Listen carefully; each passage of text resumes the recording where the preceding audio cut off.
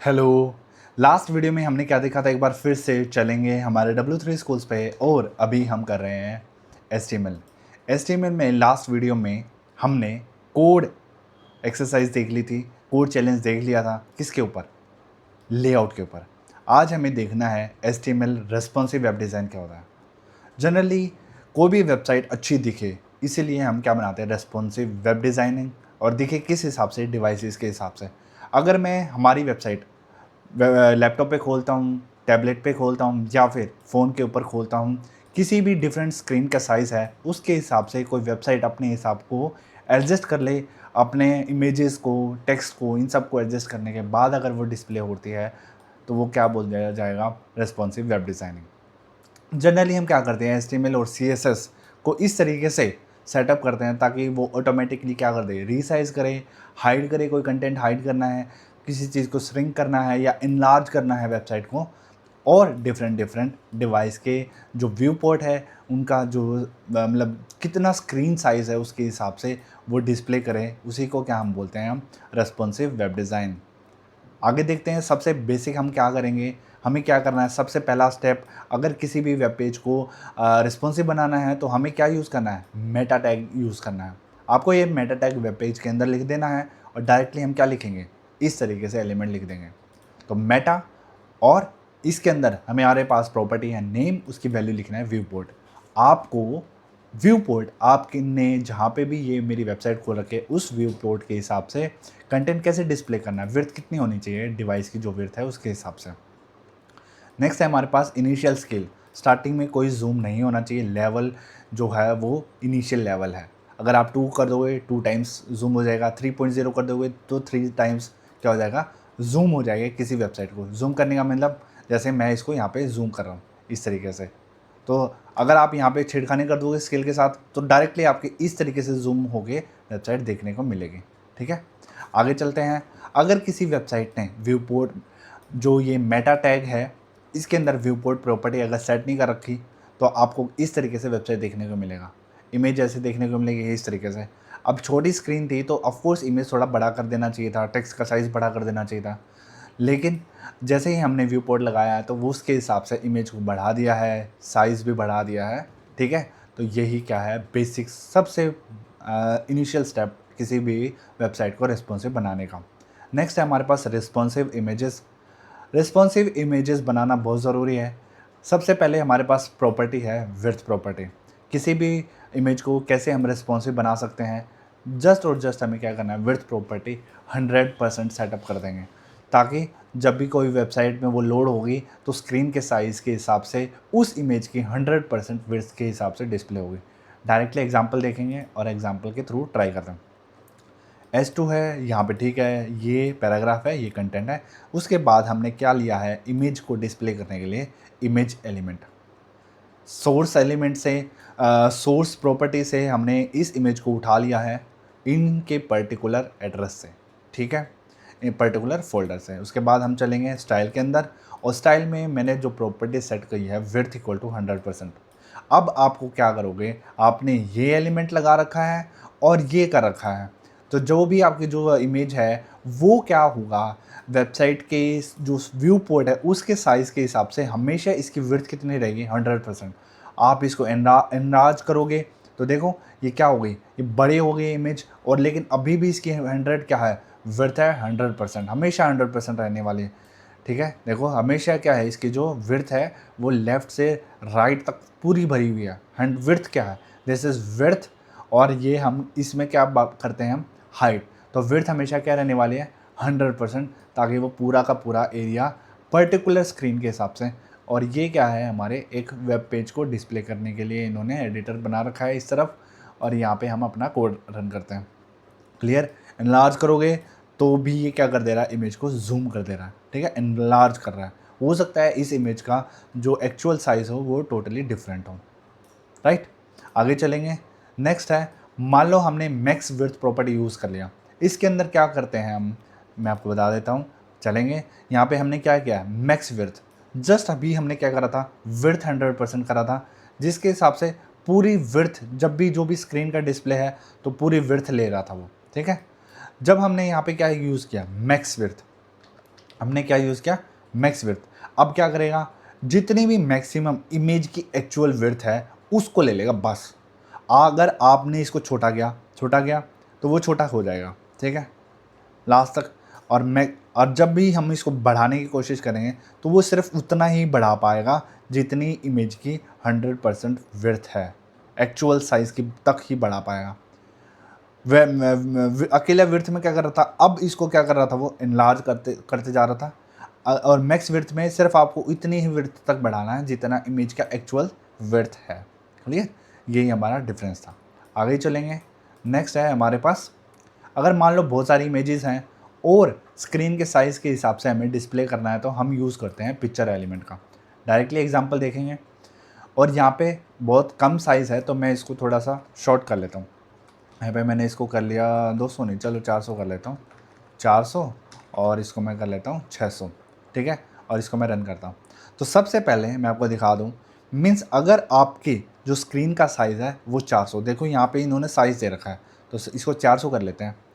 अगर 400 से नीचे है, 400 से नीचे है, मतलब मैक्सिमम विड्थ अगर आपका 400 से नीचे है तो मेरी ये वाली इमेज क्या हो जाना चाहिए, डिस्प्ले होनी चाहिए। आपकी ये इमेज, स्मॉल इमेज आपकी डिस्प्ले हो रही है। कब तक डिस्प्ले होगी, मैक्स 400 पिक्सल तक। 400 पिक्सल होती 400 तक हो रही, देखो ये विड्थ है यहाँ पे और ये हाइट है, तो विड्थ 400 पिक्सल हो चुकी है। एक 401 करते ही अब कहाँ पॉइंट हो जाएगा, इस वाली इमेज के ऊपर चला जाएगा। अब ये देखो ये वाली इमेज टिल्ट, ठीक है। और कब तक करेगा, 600, जितनी भी विड्थ यहाँ पे 600 विड्थ कर लो, इसको कर लो 600। जैसे ही 600 हो गई आपकी, 600 तक जैसे ही 600 आया और 600 से ऊपर क्रॉस हुआ, देखो 600 तक ये क्या करेगा, ये वाली इमेज चलेगी, राइट। अगर 600 इमेज नहीं है, 600 से बड़ी स्क्रीन है, तो हमारी डिफ़ॉल्ट इमेज कौन सी चल रही है, flowers.jpg चल रही है, ये हमारी, ठीक है। सबसे पहले 400 जितनी साइज़ थी ये चली, उसके बाद हमारी 600 थी तो ये वाली चली, और 600 से ऊपर जो भी स्क्रीन्स हैं तो ये आपके पास ये फ्लावर्स इमेज है। और बाय डिफ़ॉल्ट जब भी हम वेबसाइट को लोड करेंगे तो जो डिफ़ॉल्ट विड्थ होगा वो उसके हिसाब से ये ले रहा है। तो बेसिक जब हमने वेबसाइट लोड करी थी तो हमारे ये वाली, देखो ये वाली इमेज लोड होके आई थी। क्लियर, आगे चलते हैं और देखते हैं। अगर मान लो हमें जो टेक्स्ट है उसका साइज़ भी क्या करना है, रिस्पॉन्सिव बनाना है, तो हम यूज़ करते हैं आगे VW का। इसको हम क्या बोलते हैं, व्यू पोर्ट विड्थ। एग्जाम्पल देखेंगे और चीज़ें क्लियर हो जाएंगे। लगाना कहाँ है, स्टाइल और फ़ॉन्ट साइज़ के अंदर लिखना है आपको 10 ये हमारा पिक्सल है, ठीक है। उसके बाद हम यहाँ पे क्या लिखेंगे, VW और व्यू पोर्ट विड्थ। जैसे आप क्या करोगे, इसका कैसे कैलकुलेट होता है, कैलकुलेट कैसे होगा, जो भी आपका व्यू पोर्ट है उसका क्या करेगा, जितना आपने यहाँ पे लिखोगे उसका 1% ऑफ व्यू पोर्ट। जो भी आपका व्यू पोर्ट है, मान लो इसका जो व्यू पोर्ट है ये जितनी भी स्क्रीन है और आपने इस तरीके से लिख रखा है, तो 1% के हिसाब से उसकी विड्थ क्या लिख देगी, वो डिस्प्ले करेगा। अगर मान लो हमारे व्यू पोर्ट 50 सेंटीमीटर का है तो इसके हिसाब से आपका कितना बन रहा है, 0.5 सेंटीमीटर का, उसके विड्थ के हिसाब से आपका स्टाइल का जो क्या है, टेक्स्ट का जो स्टाइल है वो डिस्प्ले होगा। यहाँ पे कितना ले रखा है, जो आपका व्यू पोर्ट है उसका 10% ले रहा है, ठीक है। 10% के हिसाब से आपका फ़ॉन्ट साइज़ यहाँ पे डिस्प्ले हो रहा है। नेक्स्ट में पैराग्राफ में जितना आपका व्यू पोर्ट है उसका 5% ले रहा है और उस 5% के हिसाब से आपका फ़ॉन्ट साइज़ डिस्प्ले किया जा रहा है।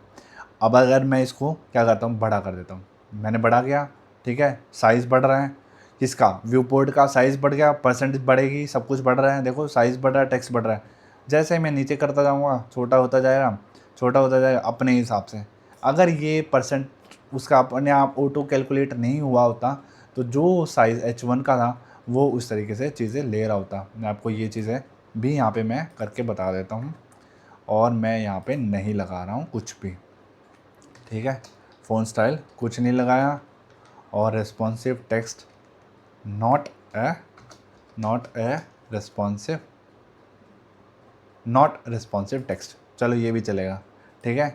देखो वो H1 है, ये भी H1 है, लेकिन साइज़ के हिसाब से नीचे वाले का बढ़ रहा है, ऊपर वाले का नहीं बढ़ रहा। क्लियर, आगे चलेंगे। मीडिया क्वेरी से भी हम क्या कर सकते हैं, हमारे इमेजेस का, टेक्स्ट का साइज़ हम वेबसाइट में डायरेक्टली देखेंगे एग्जांपल के थ्रू। एग्जांपल से इन सबको मैं क्लोज़ कर देता हूँ, ठीक है।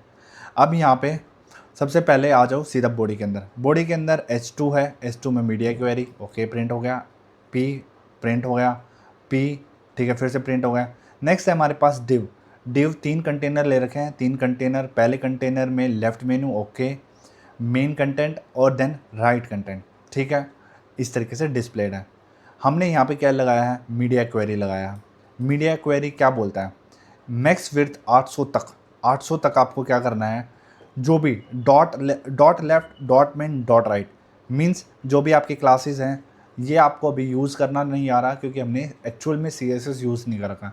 तो यहाँ पे क्लास ले रखी है डॉट, किसी भी क्लास को हम किस तरीके से CSS या फिर यूज़ करते हैं, डॉट के साथ करते हैं। ये क्लास नेम है तो डॉट लेफ्ट, इस डिव कंटेनर के ऊपर क्लास का नाम है लेफ़्ट, इसके ऊपर है मेन और इसके ऊपर है राइट, ठीक है। और जब भी हम मीडिया क्वेरी या फिर CSS लगाते हैं तो डॉट करके लगाते हैं, ठीक है। यहाँ पे देखो dot left, dot main, dot right, ये इस तरीके से CSS लगाया जाता है। अब मीडिया क्वेरी क्या करिए, मैक्स विड्थ 800 तक, 800 क्या है, नहीं है तो आपकी जो लेफ़्ट राइट है, जो कंटेनर है, उसको क्या लगा, पूरा 100 विड्थ ले रखा है, लेफ़्ट से लेके राइट तक 100 विड्थ। जैसे ही आपकी विड्थ 800 पार हुई, चलो 800 पार करते हैं, इसको 800 पार करते हैं, ये हो गया हमारा 800 पार, ठीक है। 800 पार, तो 800 तक तो बता रखा था, 800 के पार नहीं बता रखा था। तो अब आ जाओ इसके डिफ़ॉल्ट के ऊपर। लेफ़्ट के अंदर डिफ़ॉल्ट क्या है आपकी, विड्थ 20%, लेफ़्ट डिफ़ॉल्ट 20%, मेन में विड्थ कितनी है 60%, और राइट में कितनी परसेंट है 20%। तो इसके हिसाब से आपका कंटेंट डिस्प्ले हो गया, राइट। यही रिस्पॉन्सिव मैंने आपको बता दिया है कि अच्छा दिखना चाहिए, जूम करो, जूम आउट करो, किस तरीके से गड़बड़ नहीं होना चाहिए, बस। रिस्पॉन्सिव वेब डिज़ाइन फ्रेमवर्क्स को हम ऑफ कोर्स पढ़ेंगे, देखेंगे।